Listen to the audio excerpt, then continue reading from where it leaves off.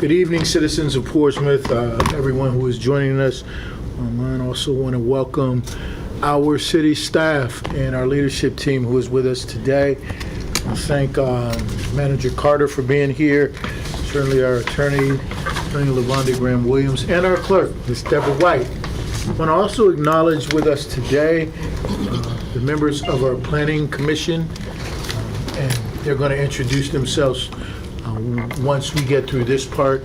But I want to acknowledge again and thank everyone for participating today. We look forward to getting work done on behalf of the citizens of Portsmouth. And with that, Madam Clerk, would you please call the roll? Yes, sir. Ms. Bryant. Present. Dr. Dotson. And Mayor, he's running a little late. Yes, ma'am. Mr. Hugel. Present.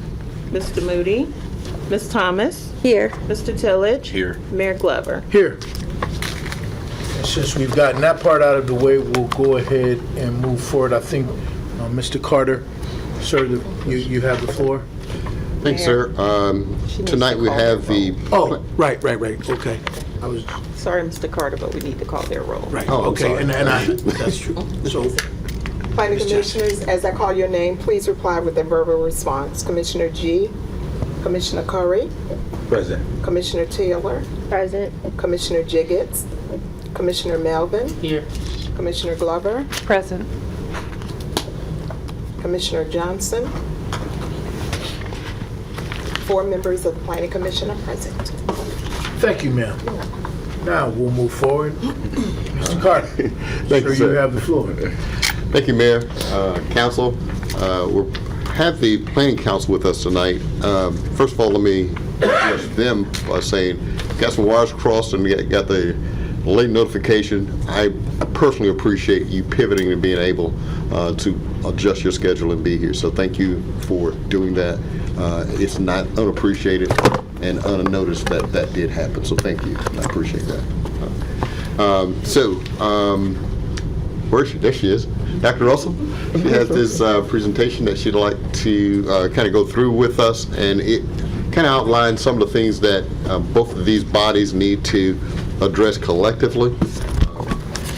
We also have HRT, Mr. Harrell, and his team is going to come in and provide a presentation once this portion of the meeting is completed. So there may be some time for this group to exit if we're going to allow that before we bring that next group on.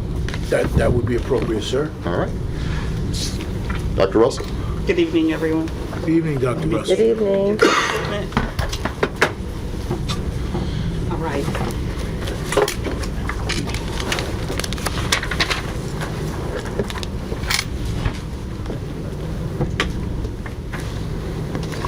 Okay, keyboard right arrow.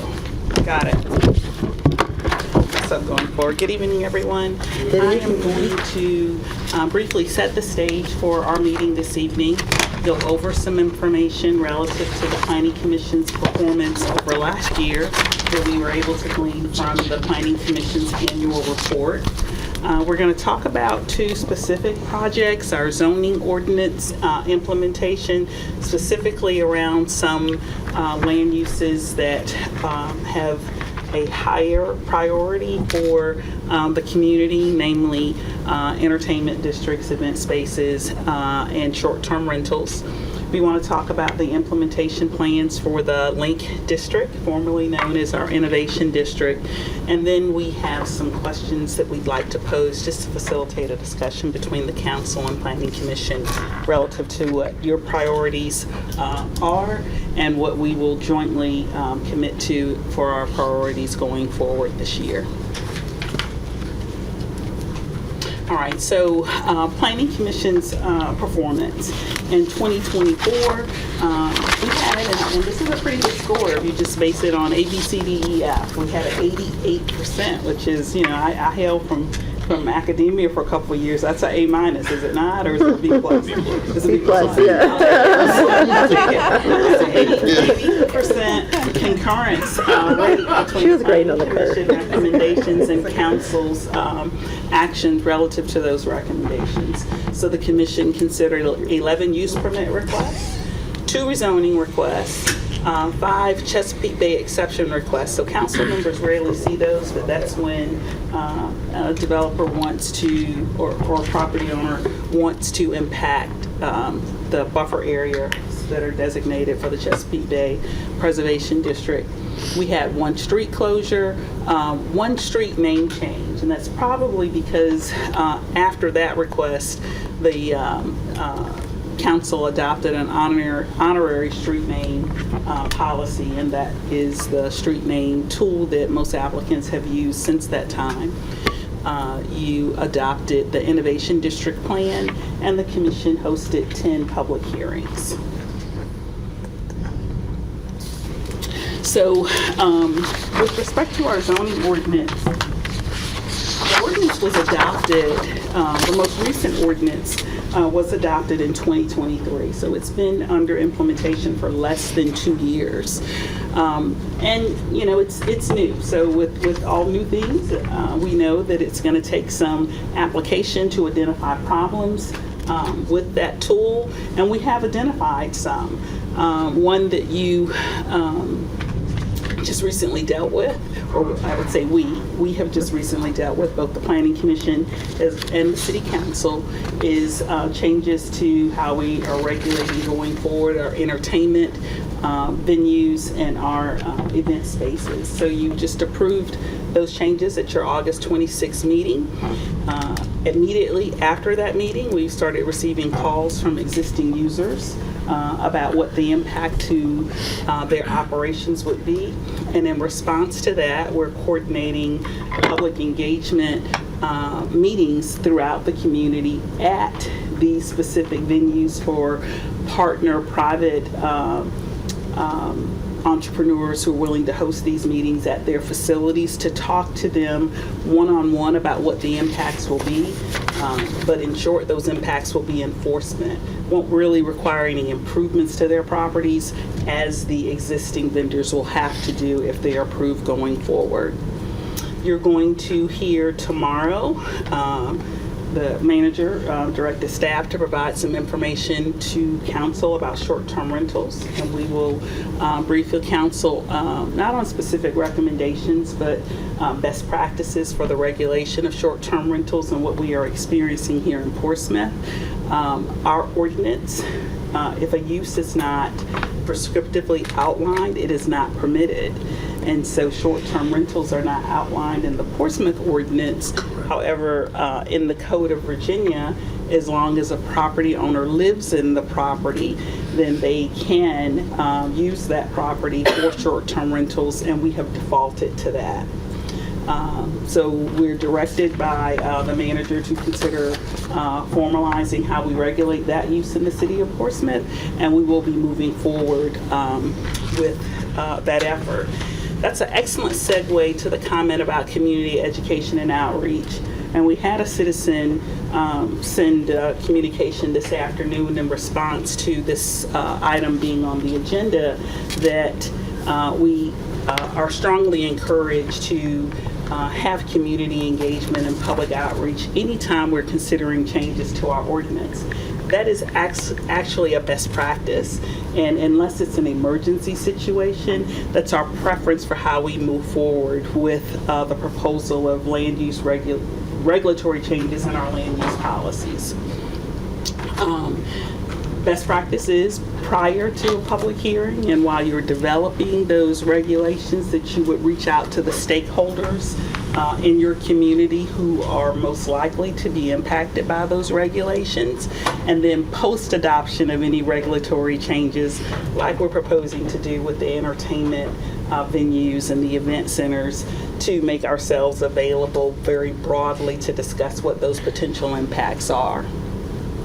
With respect to council alignment with needs, we always want to discuss how changes impact businesses and how those changes will potentially impact trending in the community as it relates to development. In anticipation of tomorrow's meeting, for example, what is the impact for what is the frequency of short-term rentals in our community today.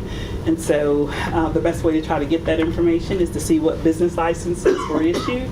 But I went to Airbnb and Vrbo, VRBO today and looked for listings where they were making available the entire property, right? And so because the Code of Virginia stipulates that if the property owner lives in the property, then it's permitted as a by right use. But if the property owner is making the whole property available, then it is operating inconsistent with the local ordinance, right? Right. Saw a lot of that. I saw a lot of it. It was like 20 pages of it. I didn't go through all 20 pages, but it's a lot. It's a lot. Consistency with interpretation across boards, all of our boards and commissions, which Planning Commission, Board of Zoning Appeals, our Historic Preservation District Commissions, our Wetlands Board. We accomplish that consistency with very frequent and consistent training. And that is training even outside of a proposed change. And I was trying to remember a phrase that Mr. Carter shared that I like. And he says, most of us train to the point of competency, and the other part of it, but not to the point of muscle memory. But can you share it with us again? It's a whole different phrase. Okay. All right. The intent is there. Yes, an amateur trains until they get it right.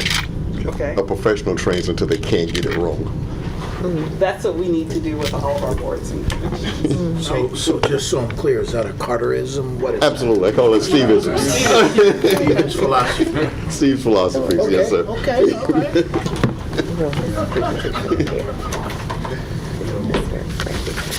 Okay, so I was tickled, about once a month all of the department heads meet with new employees in the HR conference room. And I always start with something like, what do you know about the city of Portsmouth? And the last time I met with our new group, they said there's so much happening downtown, and we're so excited about that.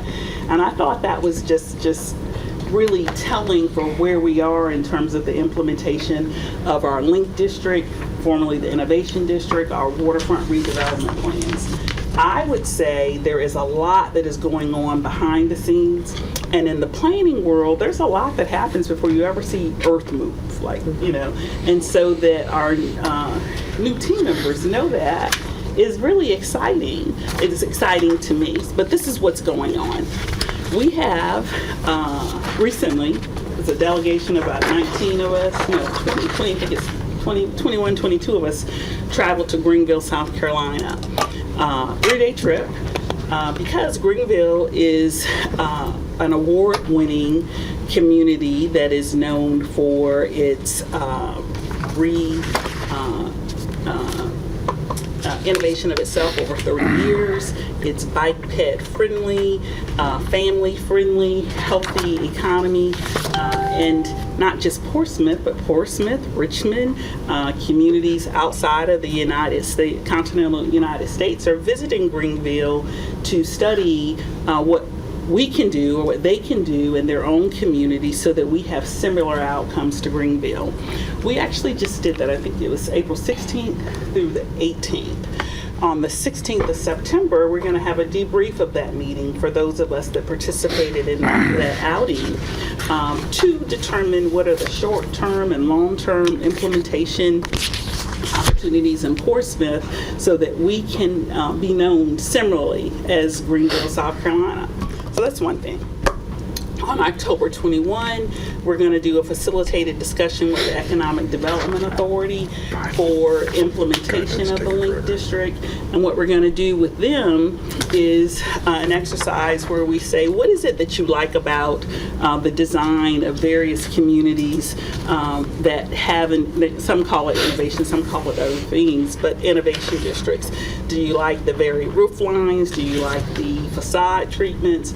one thing about Greenville is the ped bike-friendly aspects of it. It was just beautiful in terms of the landscaping, the lush landscaping, the public art, those types of things. So if we collectively come to a consensus that those are elements that we like and we desire here in Portsmouth, we can design our regulations so that we accomplish those outcomes in here. So that's what the EDA on the 21st. A week later, we're doing the same activity or exercise with the City Council. So the 16th, the debrief for those that participated in the trip, the 21st, EDA, and then the 28th, City Council. And so we're moving forward very quickly, hopefully with some opportunities to implement projects in this current fiscal year and going forward.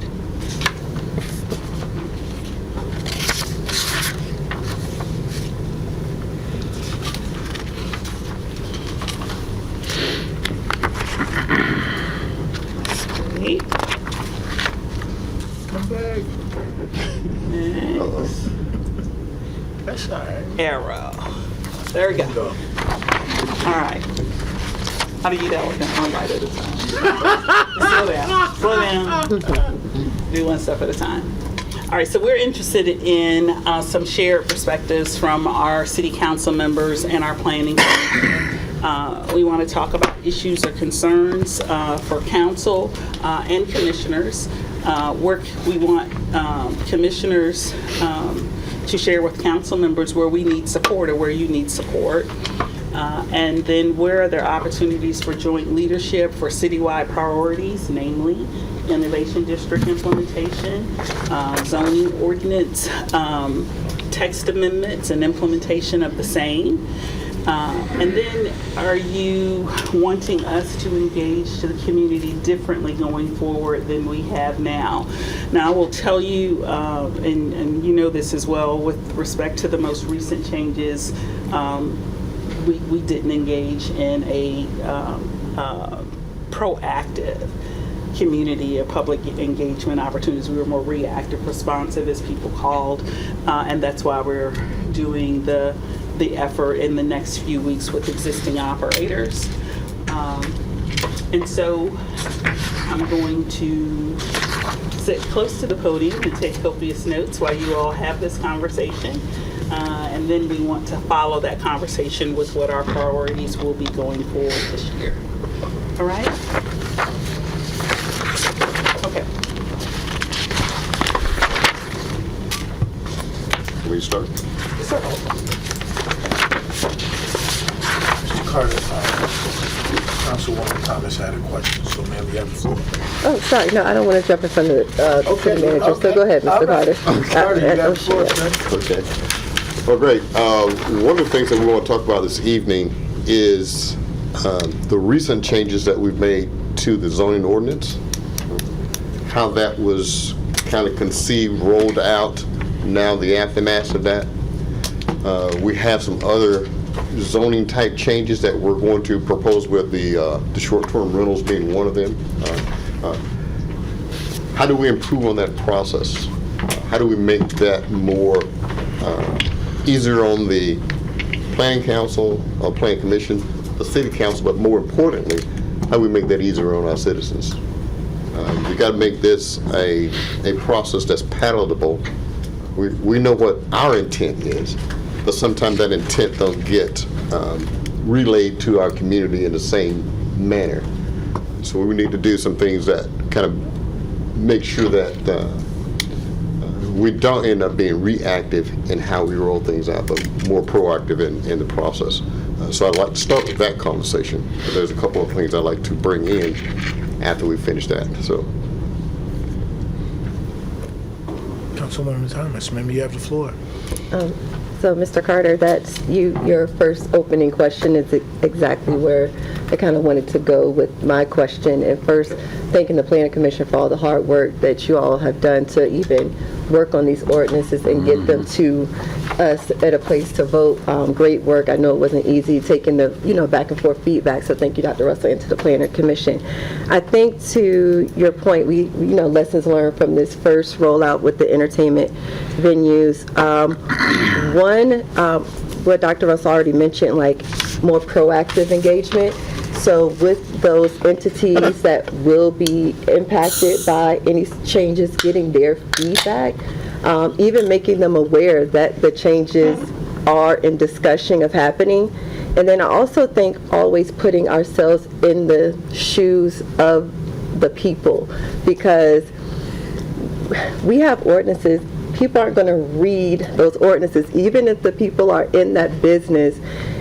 It has to be, it has to be something that's quick bullet point communication, like these are the top things of how you might be impacted, how your business might be impacted, how you might have to do things differently.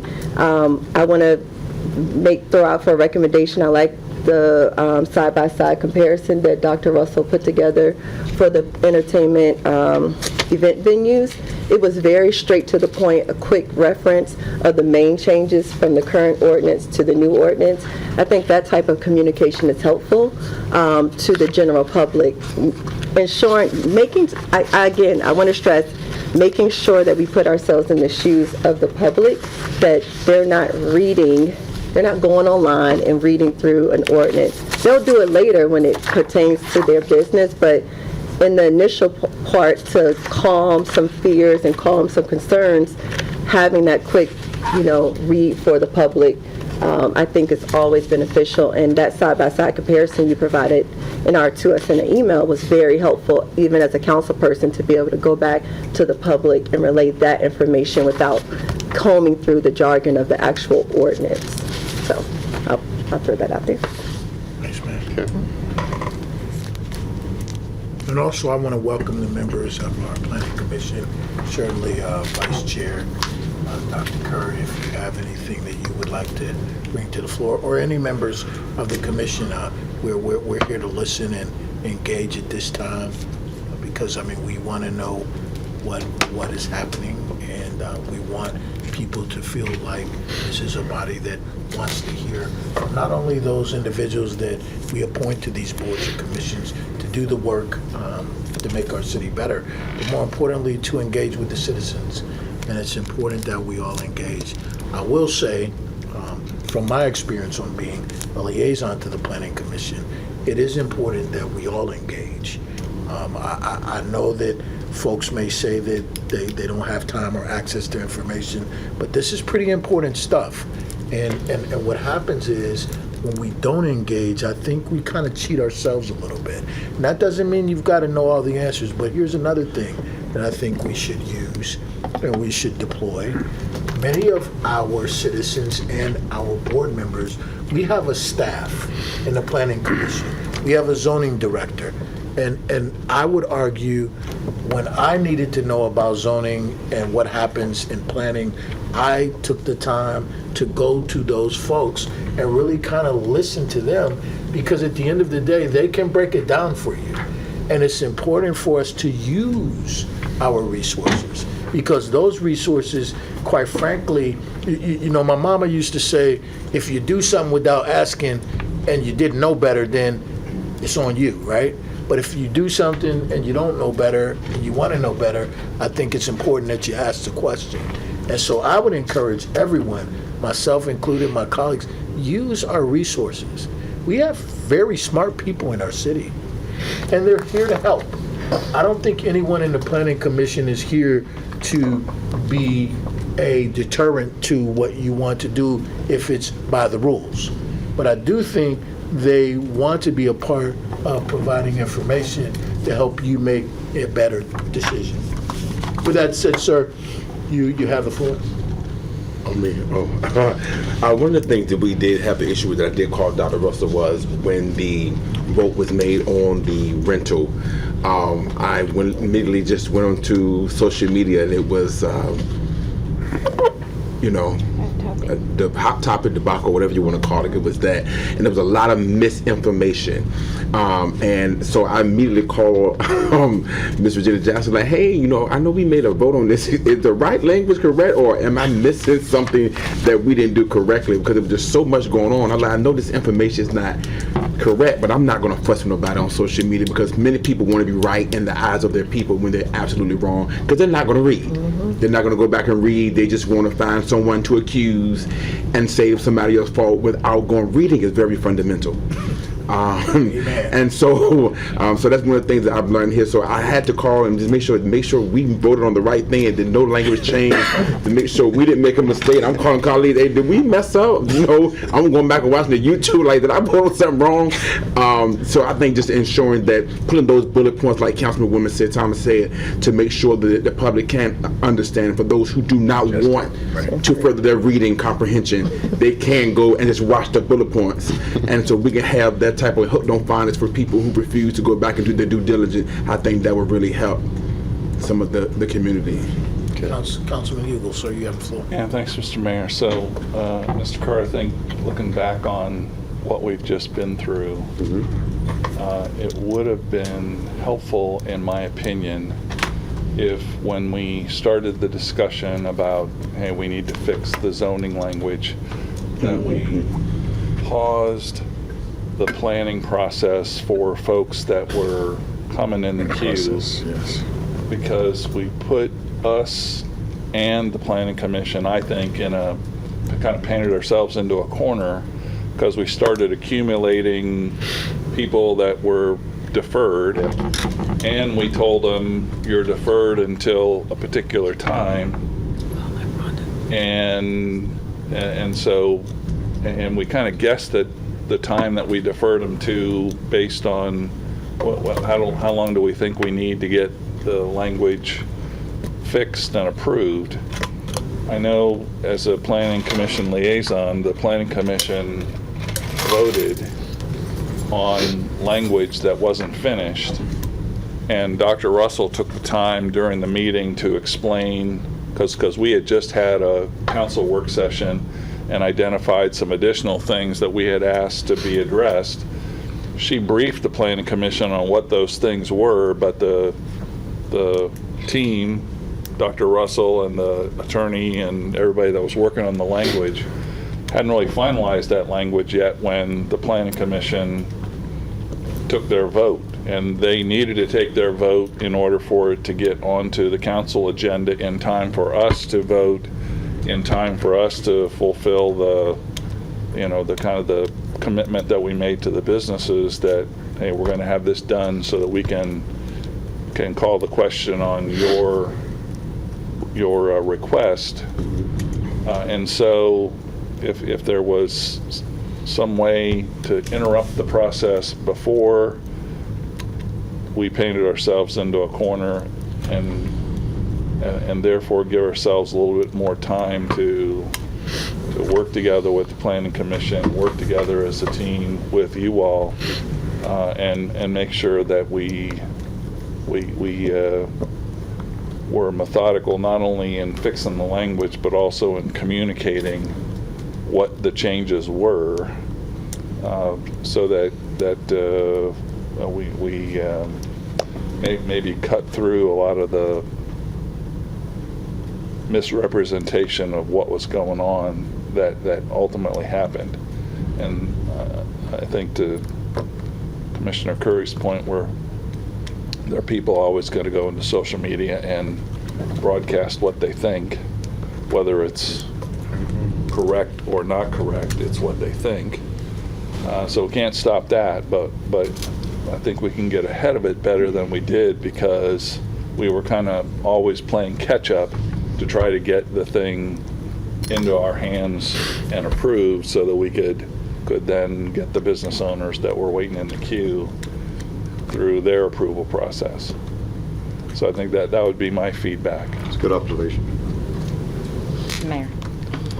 Councilwoman Bryant. And I'm sorry, Mayor. No, go ahead. So I'm reading the attorney's body language, and so she got something to say about what I said. I'm dying to hear what it is.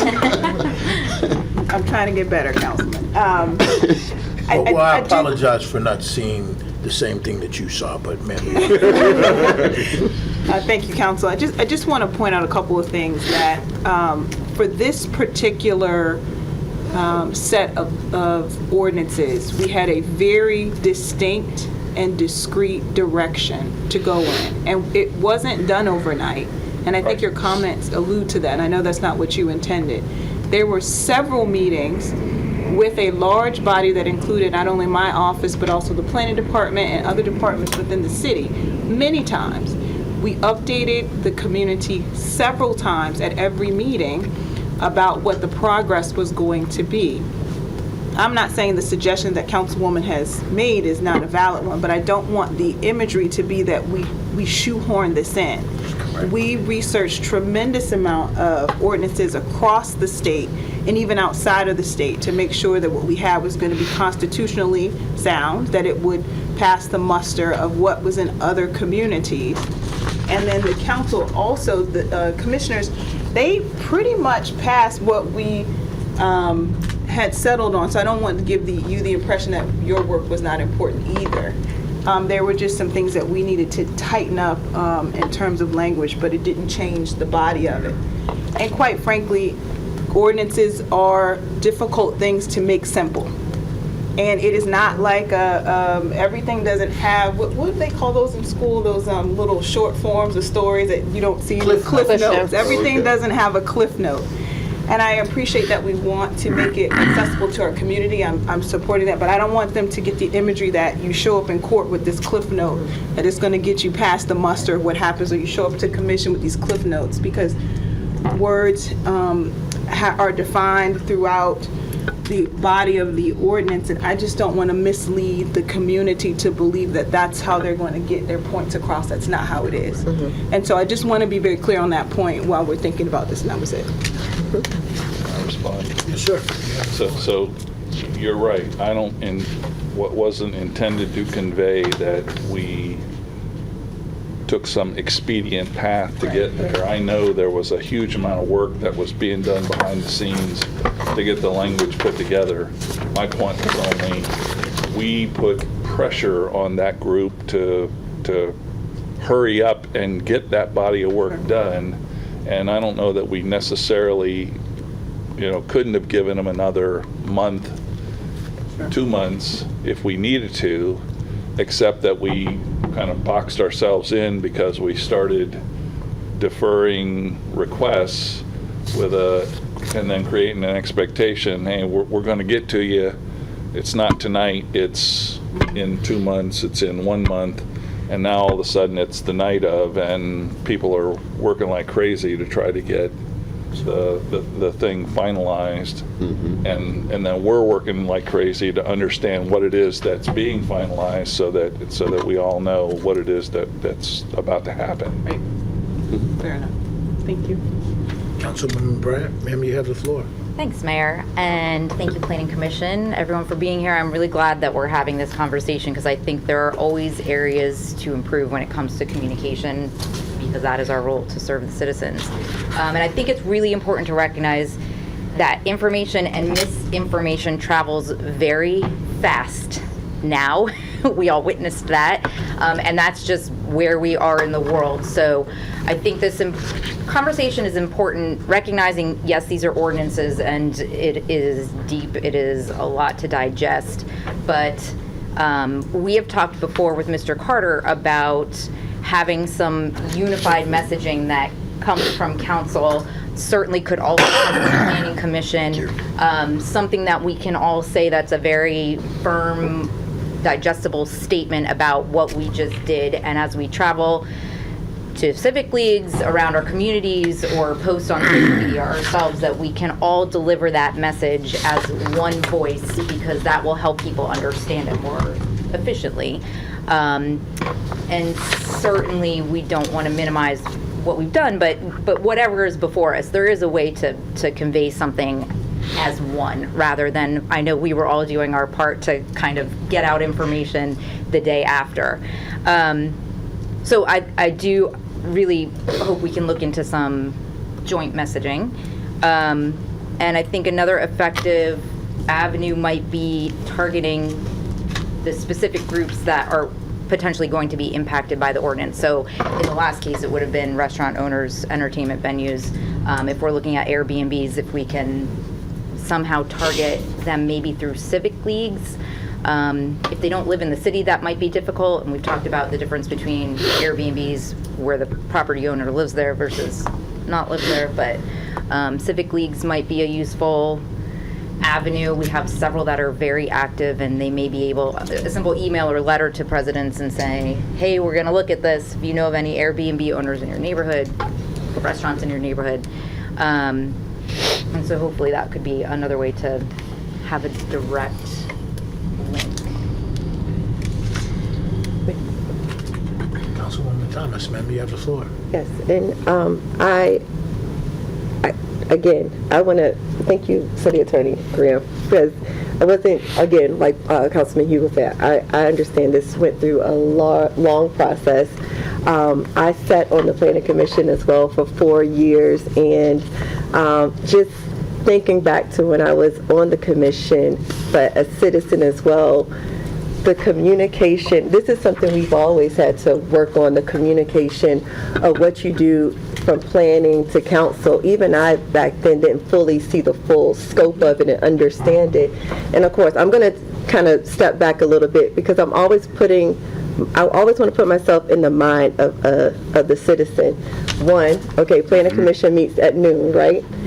We meet in the evening. A lot of information, I'm not saying that people can't find the information, it's there to find, but put yourself in the place of a citizen that's working, that's living day to day.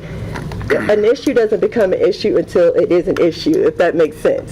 So how to communicate, how to get ahead of that is what I was getting to, and that type of communication. I know we can't, put it in bullet points.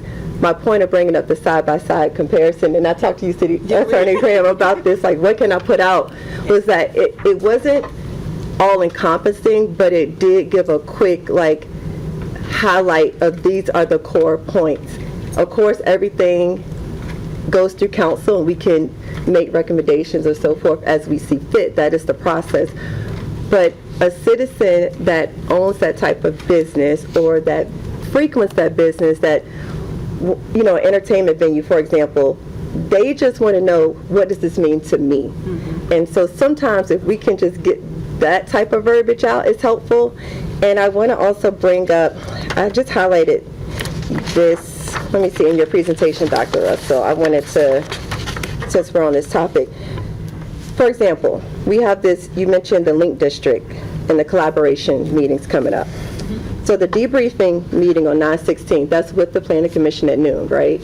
That's a noon Planning Commission meeting, right? Is that a evening? It's a special meeting. Okay, special meeting, okay. I don't have that on my calendar, I'll put it. So then the 10/21 with the Economic Development Authority, that's during their regular session, right? Okay, and then 10/28 with council. My whole thing in this is kind of tied into our discussion with community engagement and feedback. When do we get the citizen input? Are we doing surveys? Because I think that type of surveying, or what Councilwoman Bryant was saying about civic league engagement or going to those type of businesses, engaging with the owners, we need to wrap that in all of our conversations, not just with the zoning ordinances, but also with our future development so that we can get citizen feedback.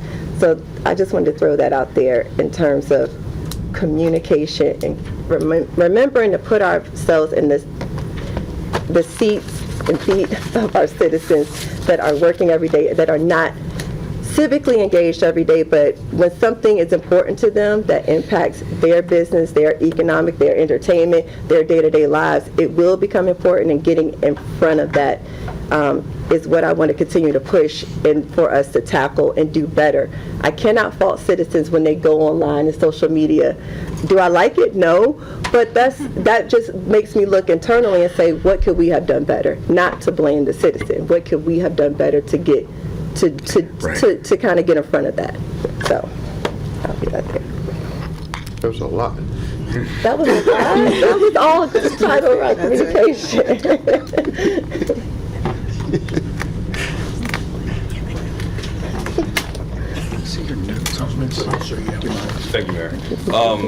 Not to rehash what all my council members have said, I think community engagement is a huge piece of this.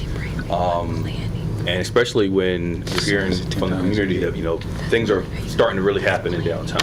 So that tells you that change is happening. Change is happening at it's not happening as fast as I want it to happen, but it's happening faster than it normally has happened in Portsmouth. And so with that comes changes that people are not always comfortable with, which leads to the confusion. And I think that a lot of the Facebook posts and the messages that I was getting the day after, the night of, a lot of it came from, one, people didn't read, but also we didn't put the message out clear. Because if I'm not mistaken, the night before the vote in this room, the majority of council members were confused. And I said that. And I said about the language. And we kind of just pushed it through. But we have to have clear communication so that people can understand it in layman terms. And at the end of the day, there's nobody in this room, myself included, that reads, maybe the city attorney, but that reads the details of legal documents of an ordinance of such thing. And I think it's our importance.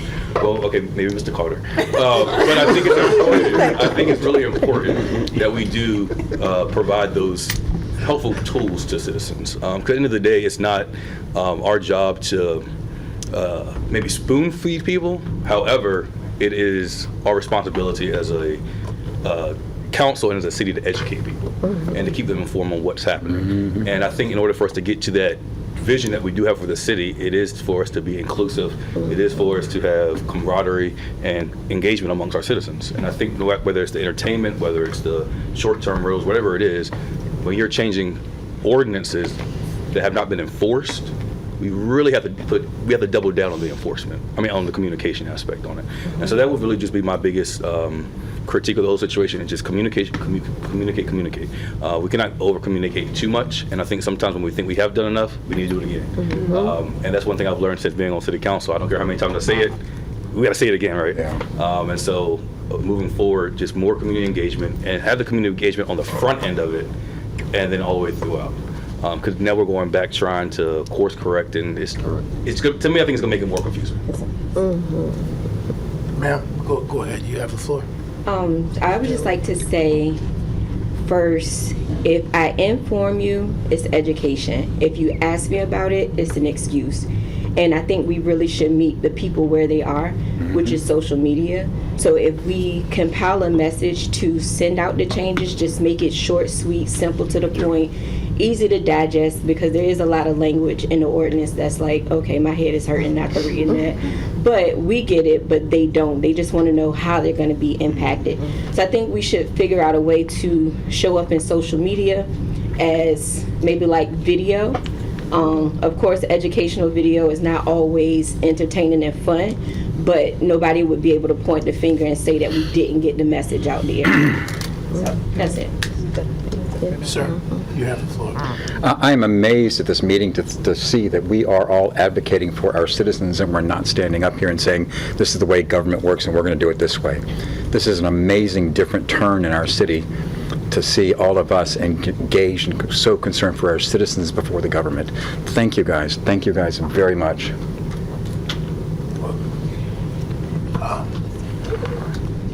Thank you, Mr. Mayor. Commissioner Melvin, sir, you have the floor.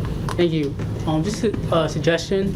So when we have ordinances or anything that is going to be controversial, maybe we can create a pre-planned document of that crosswalk that Councilwoman Thomas was speaking about, with an impact assessment as the next column.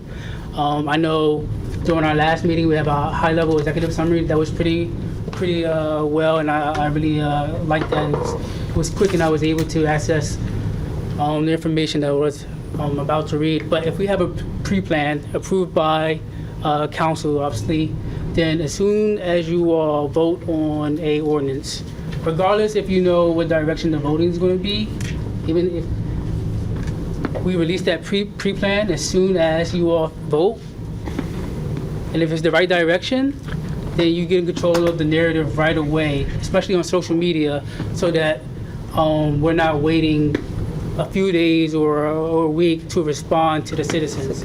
So for example, that pre-plan, that crosswalk, if we had if you all have voted and agreed upon, as soon as that meeting is over, put that crosswalk out on social media.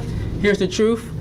Control the positive narrative, and that will weed out the false narratives. Exactly what we're talking about. So this already establishing that right away will help out everyone, not only council, but the city as a whole.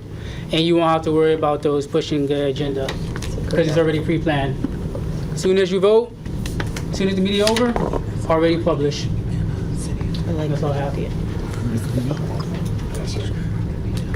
Councilman, you have Thanks, Mayor. So I have a question for the manager and for Dr. Russell. So we do have just going back to the EDA meeting, we got a lot of stuff coming. Is there any zoning changing that we need to do for the downtown waterfront development? Or is the zoning changing that we're really looking at, this zoning changing around Link? Because First. I'm sorry, go ahead. I'm sorry, I was just saying, that was going to be first. The Link District is being impacted now. Okay, yeah, So we got to do things for that first. okay. The waterfront is future, so we got time to work with that. So the next thing that we was going to pivot to was current versus future zoning in the Link District. Okay. And I guess my assumption on the Link District is we have an approved Link plan. And so presumably whatever zoning changes we're thinking about are aimed to bring the zoning code aligned to the Link plan. Yes? Yes. And so if that's true, then kind of coming back to Councilwoman Thomas's comment, we had several public sessions to put together the Link plan, which doesn't mean we got to stop communicating now. But importantly, I think we do have a lot of public input already that went into the Link plan, which hopefully will mean less controversy. Plus, there's not a lot of businesses in the Link District. We're really kind of tinkering with the zoning there to attract the right kind of businesses into the empty space that the Link currently presents. So it seems like that ought to be less controversial than what we've just been through. Seems like. I think that the next controversial thing we're going to deal with, and the things that we need to take away from this last exercise, is short-term rentals. Because to Dr. Russell's point, I mean, I'm not surprised that she found 20 pages of people that haven't been following the rules. That's right. Which just points to we need to get our rules squared away, because right now it's kind of wild, wild west out there when it comes to short-term rentals. And so if there are 20 pages of rule breakers, that's 20 pages of opportunity for us to get nasty feedback that we're cutting into something that they want to do. And to Councilwoman Bryant's point, well, I appreciate that we want to go to the civic leagues and ask, do you have any short-term rental people in your civic league that want to help us write the rules? On the other side, we need to ask, okay, there are also neighbors who live beside all of those 20 pages of rule breakers. We need their input to this process too, because they're also being impacted when the rule breakers are having, rentals that lead to parties, that lead to people parking on the lawn, and all of the other bad things that happen when people break the rules. Noted. Thank you. I'm going to circle back to Commissioner Melvin and Commissioner Taylor's point. It made me think of something. I think you both bring up very great points about communication strategy. And you mentioned crosswalk, Commissioner Melvin, and you mentioned a video type communication. It just made me put my project management hat on, Mr. Carter, that do we have a communication strategy for every kind of big piece of ordinance or even with the link? I know we have something with the link, but do we have an overall communication strategy that we can employ for short-term rental ordinance changes that are coming out, where we hit certain points along the way to just put a message to our citizens, like the commissioners were kind of saying on social media or on our website? Kitty, we're in Councilwoman Bryan and Councilwoman Tillage are also saying about the need to over-communicate over and over again. So do we have a communication strategy that we kind of use whenever we're doing what I would consider a project, small or big, with the city? Because I do think that I consider ordinance change a project from a project manager's perception. So do we have that in place that we can maybe incorporate more as we kind of are learning from our lessons learned from this past ordinance change? Absolutely. We have a whole team of individuals that all their whole day of their job is to market the things that we're doing around the city, try to get ahead of those processes. The problem with that is there's more of them than us. So when we start putting things out, it's easy to get overwhelmed in that process with the backlash or other people that have different ideas about how things go. We always have a plan of what we're going to say. What we're going to say and when we're going to say it? And when we're going to say it, yes, ma'am. However, like I said, there's the world of social media is again is more them than us. Oh, absolutely. And I'm not even saying just to. People are always going to have comments on social media, right? I'm not saying to stop that, I mean. Right? Yeah. I'm saying that we have something. Okay, for example, in our Link District, Councilman Hugo said we've already gotten, citizen feedback. I did see an update recently about like some of the development happening, but when we're talking about amending zoning for the Link District, like, are we putting that out like right now, letting the citizens so that we can increase citizen engagement?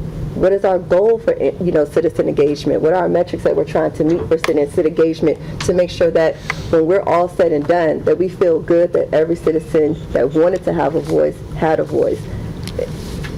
That's what I mean, like, about communication strategy, not just putting the message out to kind of silence or minimize some of the social media. People are going to say that regardless. I'm talking about a communication strategy where we can at least say we put our best foot forward and best effort forward to increase engagement, increase citizen input, and make sure we're doing a better job at making citizens aware throughout the process that these are some of the changes we're making. These are some of the zoning changes we're making. This is what it means to you. This is why we want to hear from you. Like these coming meetings, like not just on our website, but just in a way that feels more relatable for the citizens and for us to know that we're getting all the input that we need to get or that we want to get for these future changes, these big changes that are happening in our city. I don't, and I'm not saying we're not doing it. I'm saying from even me watching our socials, me watching our websites, I think we could do more. And so that's why I'm asking, what is our communication strategy for some of these big changes that we're making? I think it would be more important to give you, the strategies that we use. All right, because trying to talk through, what we do on everything is probably not the right way to handle that. But I can provide to each one of you what our strategies are when we encounter things, messages that we want to change what the image is, messages that we want to create what the image is. So we have a strategy for both of those, and I can give that information to you guys. Very good. Okay. Very good. And if I could say, go ahead. Councilwoman Thomas, as a fellow project manager, I feel you. Something as wearing my citizen hat that I look forward to is my mayor's minute. That's a social media delivery system there. And what what I am envisioning is, why couldn't we have something that is like a council connection kind of thing? I think when we're getting all of the negative feedback from our citizens, it's because they feel left out of the process. They feel there's a huge lack of transparency, and there's all these people downtown making all these decisions, and then they're going, and this is what we're doing. How y'all like me now? No, that's not how we want to do things. And so if there is that transparency of, this is what's going on, and guess what? Here's our roadmap. Right? Here's our citizens' journey, and this is how we're going to get here, and this is what we're envisioning the future of Portsmouth to look like. So there's no surprises to the citizens, and if somebody's going to be upset about it, we want them upset about it down here, not over here. I agree with you. Thank you, ma'am. And I think one of the things we have to keep in mind, as a city, we're not responsible to react to things. We're responsible to respond to things. And just like with social media, I'm listening to my colleagues. You know, there's a lot of things that are said on social media, and most people don't. It's proven that most people don't spend more than 2 minutes reading something on social media. So the challenges, I would argue, or even submit to you, look, communication is a two-way street. As a citizen, yes, you have a responsibility to be informed. If you're not informed, it's just like we were saying, for example, with some of these changes we made. We heard from a number of businesses who wanted to know, and I'll give you an example, are you going to shut us down? That was the question. And what we said to those individuals, quite frankly, Mr. Hugo was in the room with me. Sir, this is not about shutting anyone down. We want people to be in our community who want to be in business and do it safely and entertain and do whatever your desire is to do. What we are not going to accept and what we don't want to have are individuals who break the rules and who do not follow the rules. And so I think part of the thing is what I'm hearing is, and we know we have areas for improvement, there's no question, but part of the challenge is, if I am a business owner and I am opening a business, I need to know the rules of the business that I'm opening. Is that fair? Correct. And if I don't know the rules, they tell you in court, Madam Attorney, ignorance of the law is what? Absolutely, no defense. No defense. So all I'm saying is we can all do a better job, but at the end of the day, the city has a role to play, but so does the citizens. Keep in mind, this is your community. And to the degree that you participate, whether you want to participate at a low level or a high level, that's really your choice. But we make it available to you. And yes, some folks are not able to get to it for whatever reason, and we want to know about that, because what we never want to do as a city, at least as I view it, we don't ever want anyone to feel like they are not having access to us or access to information. Are we perfect? No, we're not. We've got areas for improvement, but I would suggest if we put stations all over the city, and I've been to a lot of cities in America, informational sites all over the city, you still gonna have people complaining that they never knew it was gonna happen. And that's just the nature of what it is. But we are tasked, we as a body and as a community, with making sure that we respond and we provide information to ensure that everyone has access to the information. At the end of the day, it is a choice. Anybody else, any other questions? I'll come back. The only other thing that I want to bring, and I want to make sure that the Planning Commission has an opportunity to weigh in on anything that they need to weigh in on, but the last thing I want to talk really about in this group is Innovation District, current Innovation District, future. And how do we bridge that gap? And that's going to be some things that we will work internally on to try and make sure we bring you things to make that decision. But we need to, the point of this is to let you know that the Innovation District in its current form will not be conducive to the vision that you had for the Innovation District. So there's work to be done there. Absolutely. Any discussion on that? Just wanted to follow up on Councilwoman Thomas's comment. While we have the 3 scheduled opportunities for feedback from the delegation that traveled to Greenville and then the EDA and the City Council, that's going to provide us the opportunity to fine-tune an ordinance that was developed, I think it was about a year or so ago.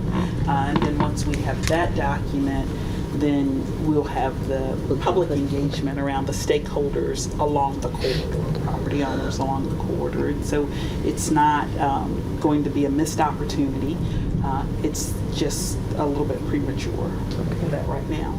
Thank you, Dr. So, Mr. Carter told me I had about an hour. I want to share something real quickly. So it's bad news followed by good news, right? So one of the things that was asked is, what do our clients in the development community? What is the feedback that we're getting from them relative to our work with the Planning Commission?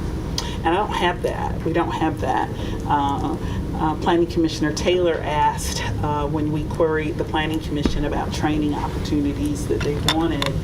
She asked that we share with the commissioners what are our applicants' experience after they get through the Planning Commission process, after council has acted on a rezoning application or use any of our routine applications. We do have that feedback. And we do have that feedback because we applied for a grant opportunity that requested, what are our clients saying? We actually had to get testimonials from our clients. So I wanted to do the introduction before I share the bad news with you. Okay, so where we're not performing well, not the Planning Commission, but the whole development permitting side, is it's lengthy. The feedback that we're getting is it takes more than 60 days sometimes to get a permit through the process, and that's costly. It's costly for missed opportunities. It's cost for carrying a project relative to debt service. It's that adage that time is money. That's the bad news. The good news is that we're working on it, and we've been working on it for some time. And so the manager is actually leading that effort with a task group of all of the permitting departments, planning, inspections, engineering, utilities, and where we are in that process right now is identifying the systems for permitting and where there are blockages in those systems, and that's where we are. So until we identify what those blockages are, then we can't develop opportunities to fix them. So it's more of an administrative side than it is the appointed or elected body side for where we need to improve outcomes for our citizenry. And so with that, we do want to talk about next steps. I hear loud and clear from the commission as well as city council members that you want us to be stellar at the public engagement and participatory part of developing our ordinances, and we would be remiss if we didn't do that after this conversation. I do want a discussion, some commitment for, okay, these are our commitments going forward. This is what we're going to work on. And that's, we have limited staff resources, right? And so you can try to do a lot with a little, and then you don't do anything very well, right? And so it would be better to focus to say, okay, this is what we're going to do, and we'll do those things very well. And when we complete those activities, then we pick up the next activities. All right? This is what I think that list looks like. I could be dead wrong. If I am wrong, I'd like for you all to tell us that we're wrong. And it needs to be ABC.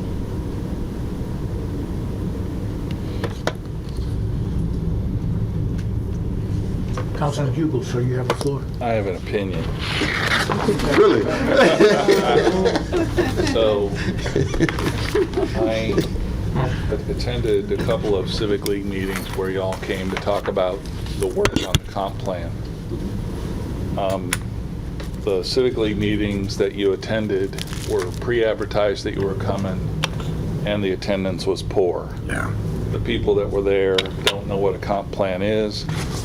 I didn't get a sense they could give a hoot and heck about doing a comp plan. Didn't provide any meaningful feedback to you all, best I could tell, during the times that they were basically in receive mode, listening to you explain what's getting ready to happen. And I don't know how important the 2040 comp plan is, but there are some other things that seem to be more pressing than that. And so your item B, I would push down to D. But I don't know. Why do we need to hurry up and slide the comp plan update in as item B? Dr. Russell. So we have to do the update because it's required by the state law. And that you'll have that by the end of the year, because the Planning Commission will see it in October. Assuming it's not deferred, you'll have it in November, December timeframe. The rationale behind doing the 2040 plan, the current plan was adopted in 2018. The world is different. The recommendations are different. The things that we would focus on in terms of long land use planning for the community are different. So we need to revisit it. Doesn't mean we have to start it in FY26, but probably no later than FY27. Can I add to that? A lot of funding opportunities are tied to your comp plan. Without a comp plan, you're automatically disqualified. Okay, so does that mean we simply need to dust up the 2018 comp plan, or do we need to throw it out and start all over? Professional opinion, if you're going to do it, do it. Because what you talked about and decided you wanted to be in 2018, 7 years later, that baby has matured quite a bit. Yeah. And he looks and acts a lot different than he did in 2018. And how far along do you think we are in the update to the comp plan at this point? Because I know you've been working on it for a while. Yeah. It's done. It's the graphic piece of it. Like I said, the Planning Commission will get the implementation plan evaluation in next month. It's first Tuesday in October, so the first week in October, Planning Commission will have that. Okay, so back to the communication plan. My experience with you in a couple of Civic League meetings is we ain't doing a very good job of communicating, because I'm not sure that we even have convinced people 60 that touch points. that it's important. So do we need a side-by-side, this is the old and this is the new? I mean, so somehow we got to do something to communicate differently than what we're doing right now, because there might be 3 handfuls of people in the city, besides the folks sitting in the room, that even know we're updating the comp plan. Unfortunately, that's not one of the sexy things that we do. Matter of fact, even if you pass it, most people are not going to be interested in it. It's just one of those necessities of municipal government. We try to get people interested. We try to get people's feedback on it. We try to get people to have a voice in it. But it's like building. One of the things that we got to do right now is replace a lot of our infrastructure that's under the ground. Yep. It's not real sexy, but if you don't get it done, everything else is going to fall apart, right? So, yes, we probably got to do a better job. We got to say some different things, do it a different way. But at the end of the day, the goal is not always to have 100% participation, but to make sure that we've advertised the message and got out the message on all of those outlets that we have to get it out on. So one of the things that we do is we don't try to be on every outlet. We try to tell everybody where we put our information. So if you're on one of those outlets, you know where to come back and find that information. Yeah. Okay, so yes, Well, I guess we got to do a better job of that also. So being sensitive to the attorney's comment about Cliff Notes, I did use Cliff Notes because I didn't want to read the Scarlet Letter. I don't want to read the comp plan either, so it sounds like a perfect thing to do Cliff Notes, is to summarize. So if 2018 is old and out of date, whatever work y'all have done has got to have some bullet points that describe what's important in the new comp plan that's different from the comp plan that's out of date. And if we could cliff note that, because I'm not in a position to sit in front of a civic league and tell them what's getting ready to come to us in the comp plan. And maybe we don't need a whole lot of input, but being able to summarize what's new would be helpful. Since you mentioned May, I'm going to just say He likes that I would like for each of you to take the time to look through the comp plan, because the comp plan is the basis of your decision-making and many things that come before you. So I know you were saying cliff notes to get kind of caught up, but it's important that each of you read it. Also, there are liaisons to the committee that most certainly should read it page by page and be the educational experts to the other members. But for purposes of the record, we all will be reading it thoroughly as we make decisions based on it. Councilwoman Thomas. Yes, I want to say that you're right, Mr. Carter, that comp plan is very, outdated. My name was on the last comp plan as a planning commissioner at that time, so it from even my own vision and standpoint and input of the city at that time, I'm sure it's completely changed with the way that our demographics have changed, the way our vision has changed for the city. So, but I agree completely with Councilman Hugel from the citizen standpoint of why the comprehensive plan is important.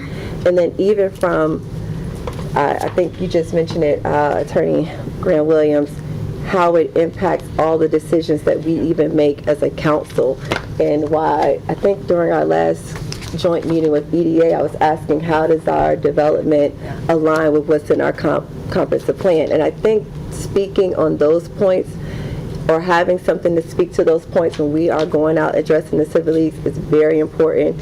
And Mr. Carter, even your example of, you said it's kind of boring, the infrastructure that we're going to fix and that's part of the comp plan, that's actually probably important if we can relay that in a better way to citizens, because when we are doing Rock the Block, for example, citizens speak about the potholes on their street, and knowing that a lot of the underground infrastructure is the cause of some of those potholes, that's a way to relate that information and make the comprehensive plan of what type of information or decisions and how that impacts them and their streets and their community, I think is helpful. And then lastly, on the point of your communication points, I think you mentioned, Dr. Russell, Mr. Carter, I can't remember. One thing to keep in mind is also different demographics, and I'm sure you guys know this, receive information in different ways. And so a video, Commissioner Glover mentioned like the Mayor's Minute, that's one way, or Commissioner Taylor with the video, or Councilman Bryan and Attorney Grant-Williams, and anyone that's a parent, we receive a lot of information via the school channels. So any type of way to reach different demographics, different audiences, I think we should consider and not limit ourselves in that way. So I'll stop there. Councilman Dyson, sir, you have the floor. I've been involved in a couple of comp plans in the past, and it's important for a couple of reasons. First of all, we need to know that we're not going to build on a lane that we may want a high-speed rail to come through. And the zoning can plan for that. It also allows zoning to make changes that we don't have to be there for, to automate that process a bit. To me, it's a very key and important thing that we need to pay a lot of good attention to. And I've tried to insert myself on this process a little bit, and I am a little frustrated at the amount of communication that we're getting on it at this point. I'd like to see more communication on that item so that we can get in and examine it and have time to suggest some changes to make sure that it fits our vision for the waterfront and all these districts in there. Thank you. Thank you, sir. Commissioner Melvin, sir. Thank you, Mr. Mayor. Dr. Russell said that there were 60 touch points for the comprehensive plan. One suggestion is having the marketing department market at least 1 to 3 touch points a week, so that you can get that in front of the citizens so they know what's going on, and then maybe that can bring more engagement to our planning commission meetings, so that we just don't stop at holding, regular in-city meetings. People continue to come to our commission meetings and talk more about the comprehensive plan and what they want to see, just in case they weren't at those meetings. And then separate topic towards the Link District and the future waterfront. My suggestion and request from you, the council, is for us to have more joint meetings with council and planning, or with planning and the Economic Development Authority. For example, with the 1021 meeting, it would be great if planning commission could be invited. Because I feel like our schedule kind of holds us back from moving fast and streamlining processes so that we can get in front of things. For example, we're the first of the month, our meetings are first of the month, and then I believe Economic Development Authority is the second week of the month, and then you all have it twice. So if we push something back, then we have to wait a whole month, and then if you all put something back, it's 2 months. Yeah. But if we have more joint meetings, especially on 1021, then Economic Development Authority, they can give their feedback, and then the Planning Commission can understand what they are looking for and what to expect when it comes to changing zoning in the future.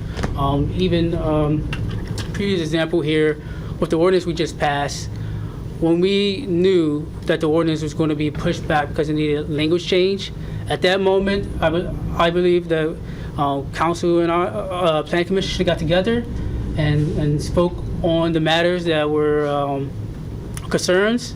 Because when our chairman, he brought up a good point about it because of his experience that could impact the ordinance, and because of that point, we had to push it back and rewrite it again, and then you all had to push it back. But we were just in the meeting previously together. All of our concerns would have been out in the open. We would have known what the next meeting was going to be about, or what it was going to be in the meeting, and we can streamline the process faster instead of waiting months. Because if we continue to wait and things pop up unexpectedly, then I think that's where citizens complain. So there's more joint meetings in the future, especially for the Link District and the waterfront, will help us streamline and get us to think more, and then just bringing us in early, because as many of you all said, that some of the citizens might not know what a comp plan is. Yeah. But we do. So maybe we could provide our suggestions first, because we all serve the people, and then say, hey, this is the suggestions from the Planning Commission or the Council or Economic Development Authority. What do you all like about this? And then citizens can give the details on that if they deem. Because if we just give them a big topic pool, they may be overwhelmed and not know what direction they're heading. So that's all I have. More joint meetings, schedule persists, and marking the touch points before we get to reviewing the comp plan, just to see the feedback and for people to come to our commission meeting in October and when council receives it. So that's it. Thank you. Right. So we kind of need to, and I think, Commissioner Melvin, I think that's a great recommendation.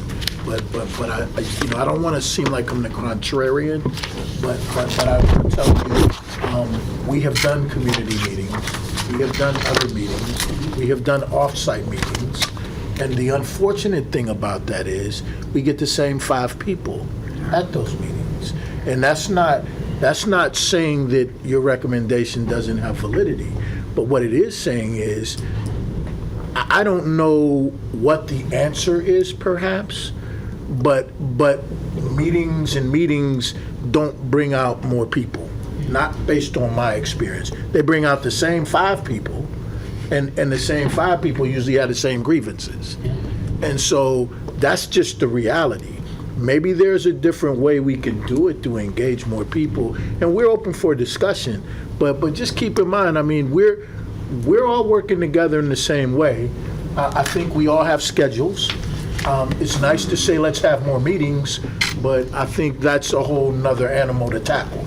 And so we, as long as we're putting information out, we are all responsible for getting engaged. And that's the truth. So I just want to close with that, but I did want to ask you a question in front of everyone. How often are we required, does the state require we update our zoning comprehensive plan? Every 5 years?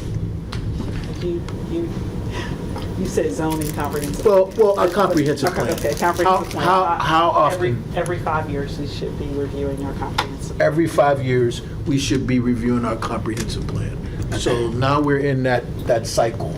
And so those are things that we are mandated to do, and we do them. And so we just all need to, as I said, we've got a great team of professionals.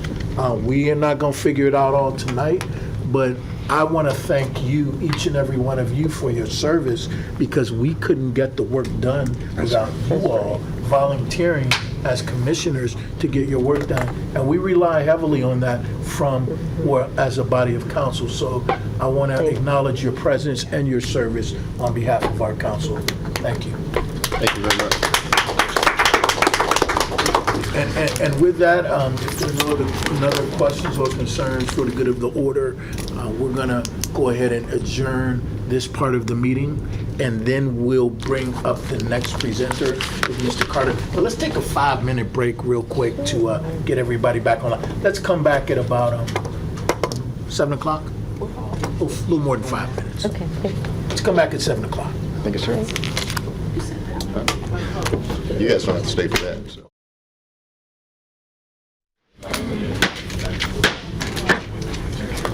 This time we're getting ready to resume our public work session. And with that, I'm going to ask that Mr. Carter take the floor. Thank you, Mayor. Our final presentation this evening is from our HRT, Mr. Harrell, Mr. Amoruso. I always messed that up. But they're going to present our system optimization plan. So, Mr. Harrell? Yes. Yes, it's our pleasure to be before you. One of the major strategic initiatives we have is the system optimization plan and how we focus our resources on the most productive aspects of our business so that we can improve our overall efficiency. So we really look forward to touching on this high level and certainly also have the opportunity to come back as we proceed through this process. So I'll turn it over to Mr. Amoruso. Thank you, Mr. Harrell, and good evening, Mayor Glover, members of council, City Manager Carter. So I'm here today to talk about the European Reformation Renaissance in Europe. Yay! Exciting stuff. Maya told us to keep it quick. So we'll save that for next time. Anytime you want to know about that, I was supposed to be a history major, and that was Thank you, Mr. Amoruso. That was funny. Yeah, we needed that. So I'm really here today to talk about something really important. We're doing this for each city council in the workshop session for all 6 member cities. You're the second city. We already briefed Virginia Beach City Council a week ago, and tomorrow night we briefed the Chesapeake City Council. The others will follow. So the system optimization plan, or the SOP, is really a study at this point, but it's being done because we're at a key point at HRT in terms of some decisions that have to be made. It's looking at putting our limited resources, and resources are both financial but human beings to our bus operators, to the best use by reducing low ridership bus routes. Just for those that may know, in the 6 cities that we serve, we have over 68 bus routes that run through the 6 cities.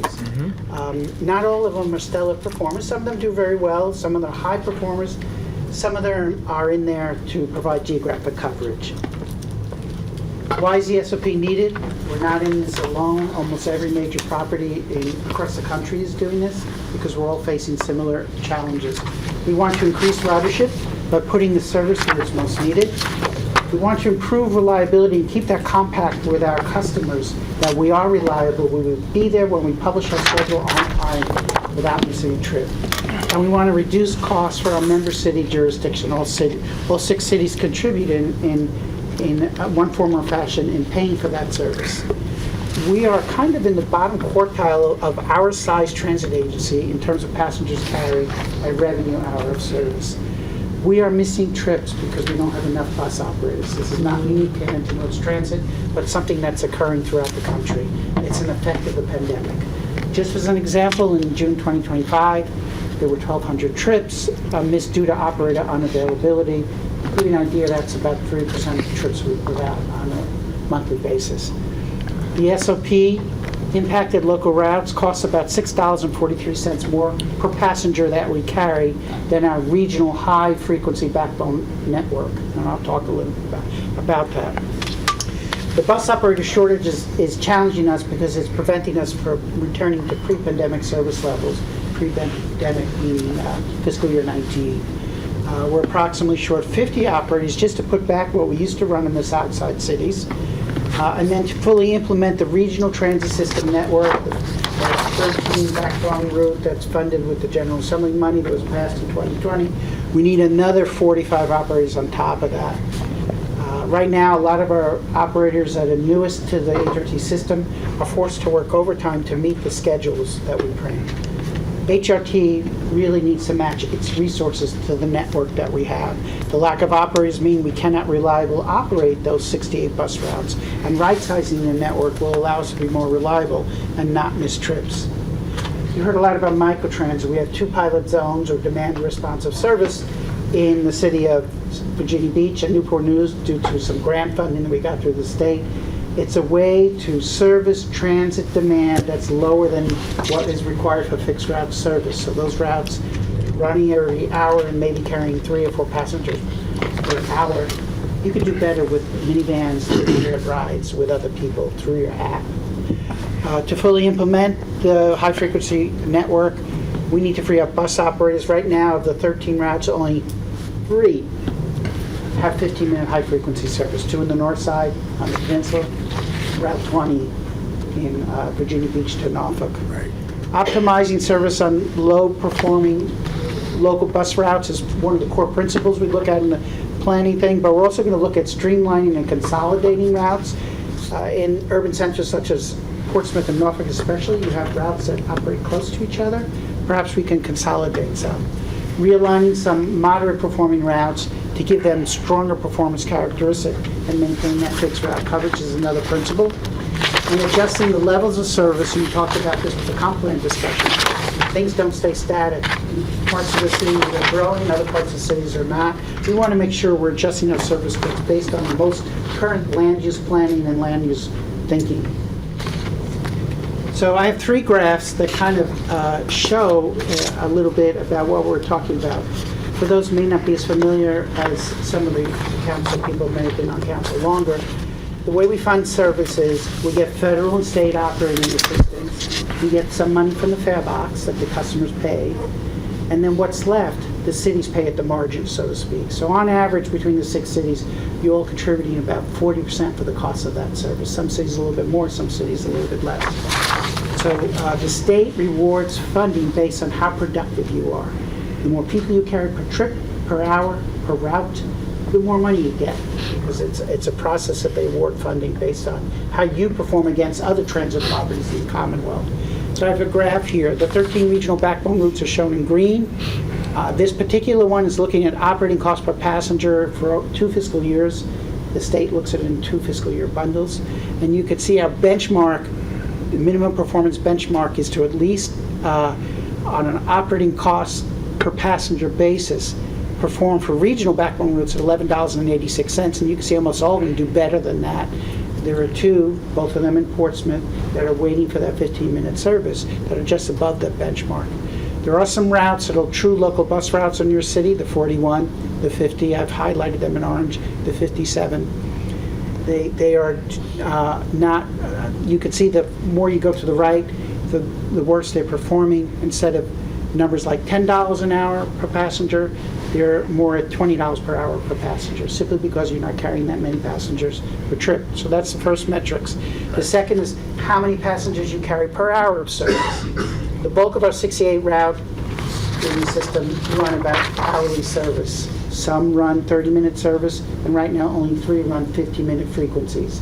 So 1 bus an hour, 2 buses an hour or 4 buses an hour.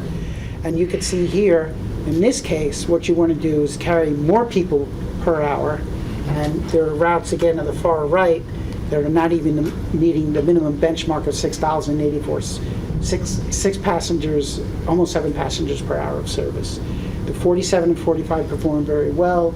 45 runs between downtown Norfolk out at the NTC, goes through the downtown tunnel, and continues on all the way out to Joliet and serves the Amazon facility as well. And the 47 goes to Victory Crossing. The final one is they measure success by passengers per mile of service. And here again, the more passengers you carry per mile of service, the more you're rewarded with state funding. You can see the regional backbone routes, even though not all of them have 15-minute frequencies, are performing very well. And then again, you see these routes toward the right, and there's some way out on the right. They're very poor performance, less than 0.2 passengers per mile of service. So the purpose and need recap. Why is the SOP important? We need to match our scheduled service to the existing resources we have. We don't use too many trips. Every trip you miss, if you're an hourly wage worker and your bus is only running once an hour, and you miss that trip because the operator didn't show up that day, you're waiting a second hour. It only takes 2 or 3 times for your employer to say you could find another job. So our compact with our customers, our word should be our bond, and we just don't have the operators right now. Right-sizing the network, as painful that might be, enable HOP to sustainably operate a reliable service in the long term. We want to be here and would be important in the long term. We have some city-level recommendations. I would just use this summary slide and then go skip it through. You have 4 local routes operating in Portsmouth, which are going to be maintained with no changes. The 41 that runs between downtown Portsmouth and serves Craddock and ends at Victory Crossing. The 44 that runs from downtown Norfolk Transit Center to Centura Norfolk General Hospital. You share this funding with the city of Norfolk. And then goes into Midtown Portsmouth. The 50 between downtown Portsmouth and Victory Crossing. And the 57, which you share funding with the city of Chesapeake, that runs from Robert Hall in Chesapeake along Airline Boulevard in Portsmouth. Per feedback from the city of Portsmouth, we're considering the SOP to adjust the Route 47. We've deviated the 47 to provide service to the regional jail, but it also provides service to the Walmart, to Frederick Boulevard. We're looking at the 50 to take over that portion of the alignment to Walmart so that there's enough time for the 47 so it remains reliable and on time. We're proposing 1 new microtransit zone to help areas that have very little, I'll show you the map, very little fixed route service. And then you have 2 regional high-frequency backbone routes that are just waiting for operators, the Route 45 and the Route 47.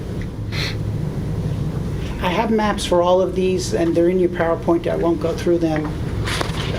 They're basically showing no changes on these routes. 47. The 47, there's going to be that slight change we're looking at. And then the 50, we lose, we're recommending bypassing Cavalier Manor. It was a big deviation, and adds a lot of time for a very nominal number of passengers that use it in that area. Despite low ridership and financial performance, this route was put in place to provide coverage for the recently eliminated Route 43 that we did about a year and a half ago. And then there's the 57, no changes. We're doing some slight tweaking in the October board, but no changes to this route. And you share this with the city of Chesapeake. So in Churchland, we're proposing a new microtransit zone to test that concept in Portsmouth. It's an 8 square mile zone that's overlaid on one fixed route that penetrates the Route 47, but not much else. Microtransit, for those that don't know, is an app-based transit system where you can make a reservation through your phone, and you'll be directed within 15 minutes to a virtual bus stop near your home. You might meet 1 or 2 fellow citizens that have a common destination. You can travel anywhere within the zone, but if you need to leave the zone, we'll bring you to a fixed route service like the 47 to continue your trip. Perhaps your final destination is down. The concept is it's about half the cost per hour of service to use these minivans instead of having fixed route service that runs in 3 buses that costs twice as much to run. We've been testing these. We got a grant for Chesapeake and Hampton to test a zone in each of their cities, and we're recommending one for Churchland.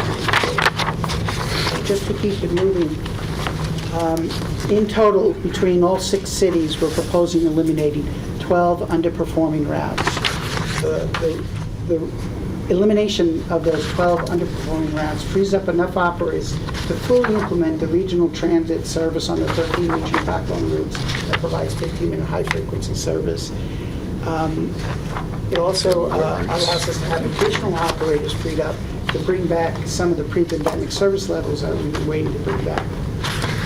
It brings down our full implementation, brings down our peak vehicle needs, which is a good thing, and brings our operators up from where we are today at about 428 to 461, which includes an extra board. So there should be no more mandatory overtime.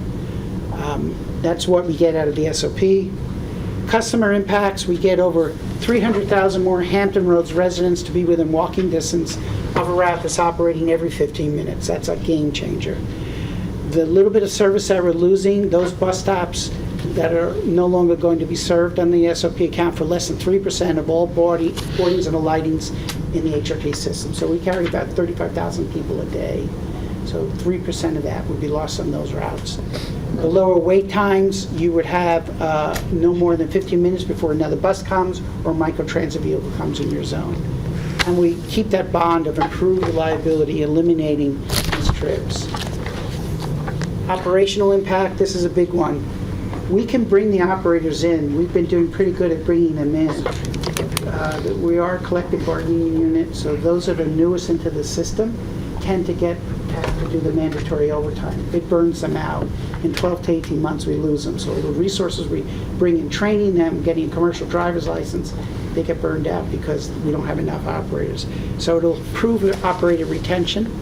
It'll help manage operating cost, which is a direct benefit to the city because the more state resources we get, the less city dollars from any of the member cities that has to be contributed.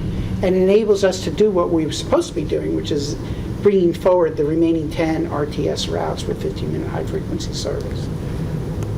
So the schedule next steps, we're doing this round of work session briefings. There's no action being asked for. It's just to bring you up to date about the SOP and the importance of the SOP. I think my last briefing is October 14th with the City of Newport News. We're planning on holding sometime in the late fall open houses, refining the plan, coming back to provide another round of City Council briefings in January, and then briefing our own commission in February. In April, the plan is for the commission to adopt the SOP, HRT commission. And then we would do a period of time for implementation planning. These changes can't be done all at once. They have to be rolled out over what we call 3 service boards. This is the anticipated plan. We're still working with the City of Hampton and Newport News are asking for some changes. It may delay it a little bit, but right now, this is our projected schedule for it. So I really welcome the opportunity to brief you on this and how important the SOP is. I'm happy to answer any questions. That concludes your presentation, Yes, Mr. it does, sir. Thank you, Ray. Also, I want to acknowledge Ms. Noelle Pinkard. I'm sorry, Noelle, I did not acknowledge you, but I want to personally acknowledge you as the operational advancement person at HRT. Is that correct?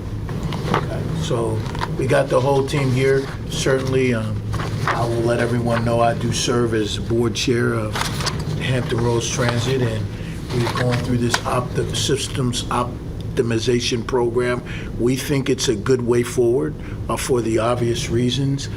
As you saw in our city, we don't have as much ridership on some of those routes as we would want. Nevertheless, we still have citizens in our city that need to be transported. And so we want to make sure we give our citizens that opportunity to have that transportation and be able to get to the places that they need to get to. So I certainly support the program as it's been presented. But the floor is open if anyone has any questions for Mr. Amoruso. Here. Councilman Tillage and then Councilman. Thank you, Mayor. First, thank you for the presentation. Before I get into my comments, I want to first say, Mr. Harry, you have a very professional team. I recently did a ride along with Noelle and her staff, and her team, along with Mr. Goodwin, and your team is very, very professional. And so I just want to commend you all for that. And during the ride along, I will say that I was very impressed with the cleanliness of the buses. I was very shocked with that. They were very clean. In addition, the bus stops, they were in pretty decent condition. I would recommend, we saw a couple of locations that didn't have benches or shelters. If we could find a way to at least get a bench at some of those locations, especially on, I think there's one on, I think the one I saw was Victory Boulevard, across the street from the old TRT building. It's very close to the main highway, and there was nowhere for people really to wait. And so some of them were kind of waiting on the street behind it because it was so close to the main highway. And I think we took the 40, was it the 40? Oh, we were on the 45. 45, yeah, from downtown to the casino. And so it was very nice. I would like to say that based on the conversation we had earlier with the Planning Commission, I would really like to see HRT play a role with our link, the development of our link district plan. I think it's very essential, especially as we look to expand the downtown area into the link district, and then also to streamline transportation from downtown to the casino, to the entertainment area, whether it's through some type of means of a designated trolley or whatever that looks like. So I think it's very crucial for y'all to be a part of that conversation, especially with the ferry also, with their casino being across the water, having that easy transit and being able to maximize our waterway. Also, I'm glad to hear about the micro transit. I've been following that. I think it's in Newport News and Virginia Beach.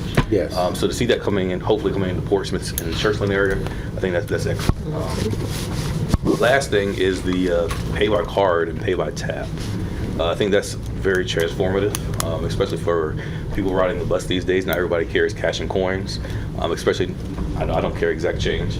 So to be able to have people to be able to just pull their phones out and pay for their fare, I think is an excellent convenience stepping into, moving forward into the 21st century. So I thank you all for those initiatives as well. But continue the great work. Well, thank you. Mr. Mayor, if I could just say, we certainly appreciate that feedback, and we'll certainly follow up. And, clearly one of the things that is really important to us is to make sure our customers are treated with dignity. Nothing is more concerning when you see someone sitting on a shopping cart. So we will certainly work with the city on those locations, because a lot of folks just think, HRT as a regional entity has the ability to put in those amenities. Quite frankly, we have to work with the cities. We can't even put a trash can out without the appropriate city staff reviewing it and what have you. So we intend to work very closely with Mr. Carter and his team to address those particular locations. And we're also excited about working with your planners. Ray has lobbied for many years to get the cities to begin to be proactive as it relates to transit. All over the region, folks may have parking garages that are free, and we certainly understand to some extent from a planning standpoint why they may be interested in that, but that can inadvertently discourage transit. So the fact that you're encouraging us to work very closely with your team, we embrace. And finally, go mobile, which is, as the mayor knows, is really a change for Hampton Roads Transit. Technology has been on the back burner, but we have moved that up as a strategic initiative. It's a game changer. It will encourage buses to move quicker because it takes longer for individuals to add cash to the fare box, and also choice riders. As we move to 15-minute service, what we've found is that people want to use their mobile credit card. So that really is a game changer for Hampton Roads Transit. Ray, that you want to follow up? I'm looking forward to working as the waterfront redevelopment plans come to fruition. Your visitor center used to be. It's so important that transit's not an afterthought. After the developer proposes it to the planning commission and it comes in front, don't come to us afterwards after you award it and say, oh, we need a transit nodal stop. It should be thought of ahead of time. Because oftentimes, and we're experiencing this in some of the other cities, they approve the development, and then they come to us and try to retrofit something in, and it's not a very thoughtful way. So working with the city ahead of time is really a unique opportunity, and I think we should. Absolutely. Right. And if I may, before I give the floor to my colleague, as a part of our planning and zoning team, Dr. Russell, I believe you have someone on your staff that, if you could introduce our staff person who actually deals with transportation and those types of issues. Could you come forward, ma'am, just so we can see who you are? 'Cause I don't know if my colleagues know how amazing you are on our team. So if you could just introduce yourself and let us know what you do on behalf of planning and transportation for our city. Thank you, Mayor. So my name is Megan Gribble. So I am your manager of transportation planning. If any of you ever knew or worked with Carl Jackson, I was hired into his role under Dr. Russell. I've actually known a lot of HRT staff for quite some time. I worked previously in the city of Virginia Beach, also doing transit planning, and then previously at ODU. We were just chatting, and Connor Burns, CFO of HRT, always likes to bring it up that he inspired me to get into transit planning back in undergrad. Like a referendum meeting, no less, at the Weston when I was a little undecided.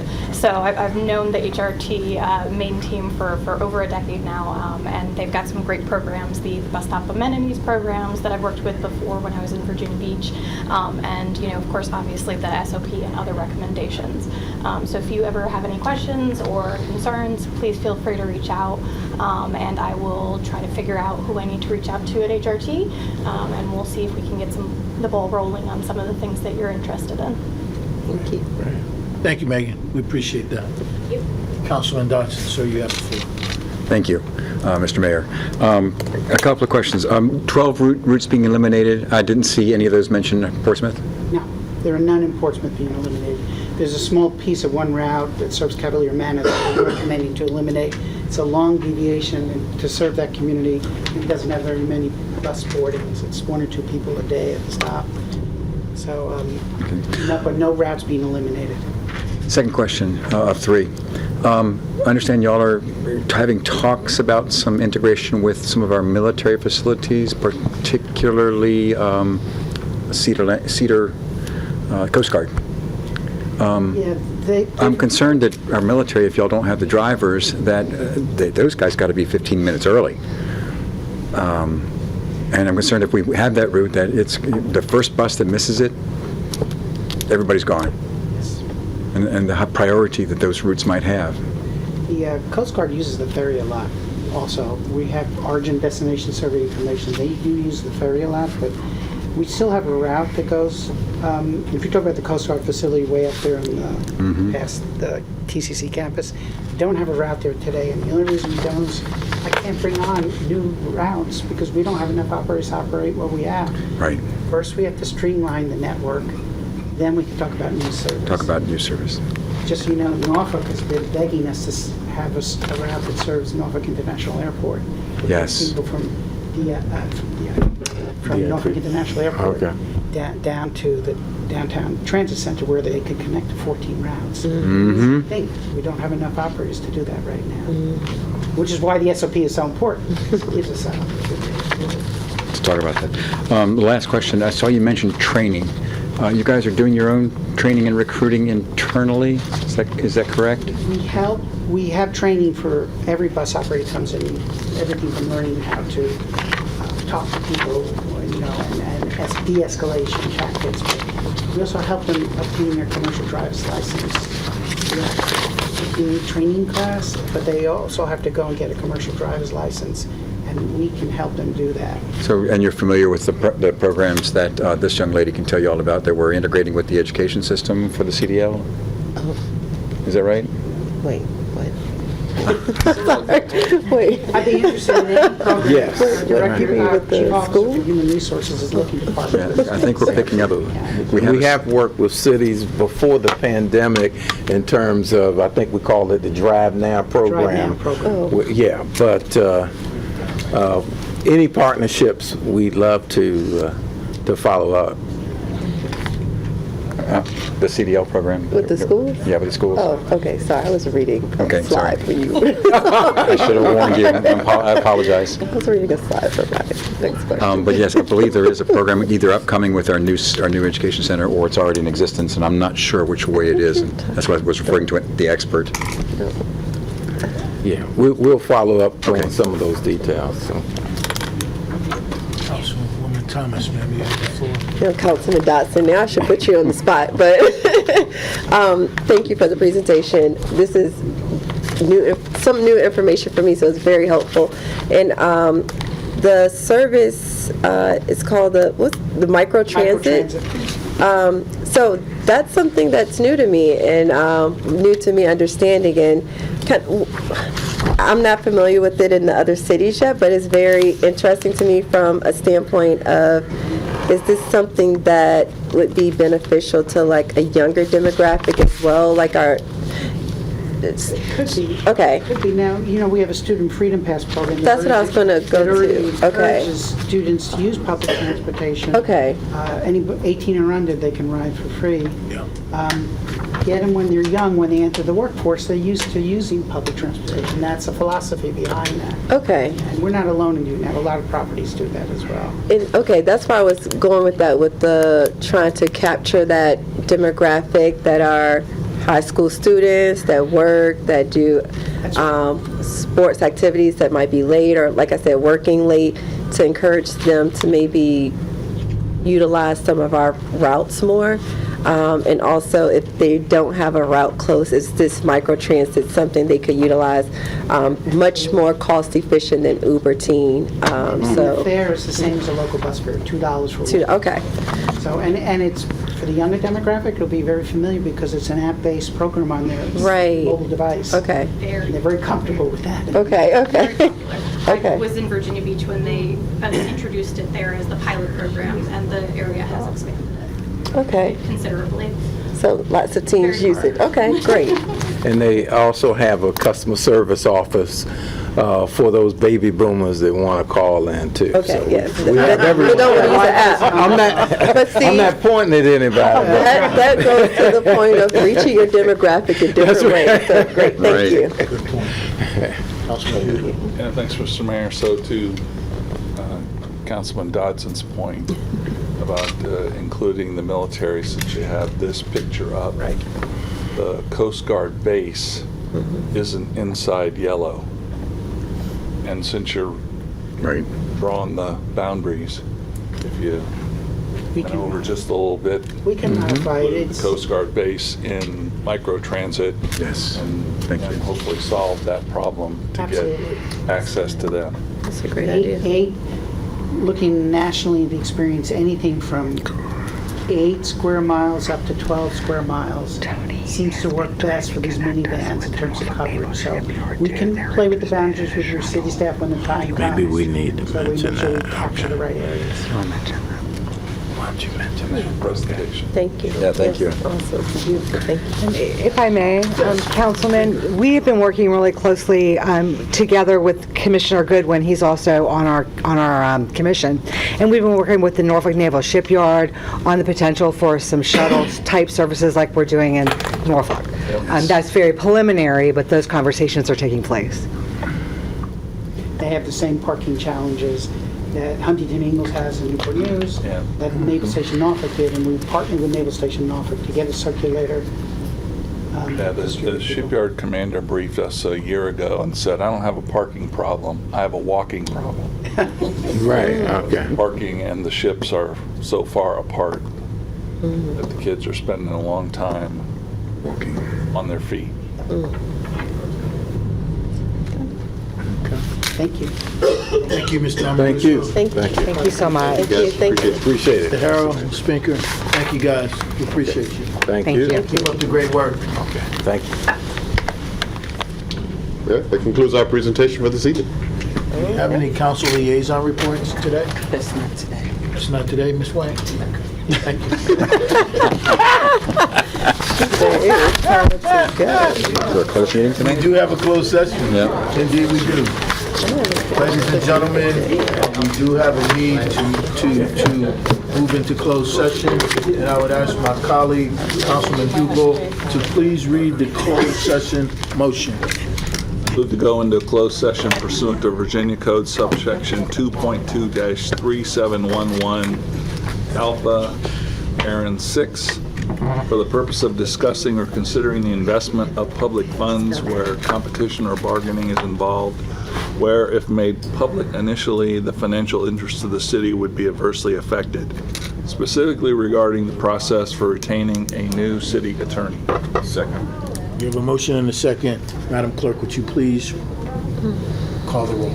Yes, sir. Ms. Bryant? Yes. Dr. Dodson? Aye. Mr. Hugo? Aye. Mr. Moody's absent. Ms. Thomas? Yes. Mr. Tillage? Yes. Mayor Glover? Yes, Thank you. We're in close. we are in closed.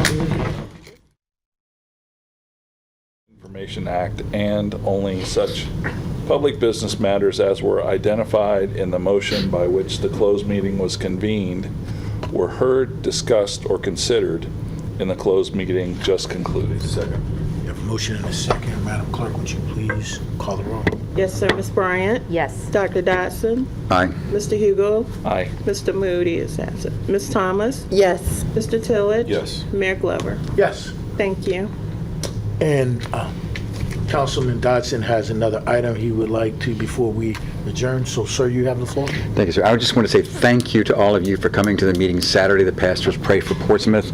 It's a meeting that I've been setting up and trying to get you guys and a whole bunch of other people to come. I was very impressed, very touched, and it meant a lot to me to see you there. Thank you, thank you, thank you. Sir. If there are no other items for the good of the order, then we can consider this meeting adjourned. Good evening. Have a good night, y'all. Yep.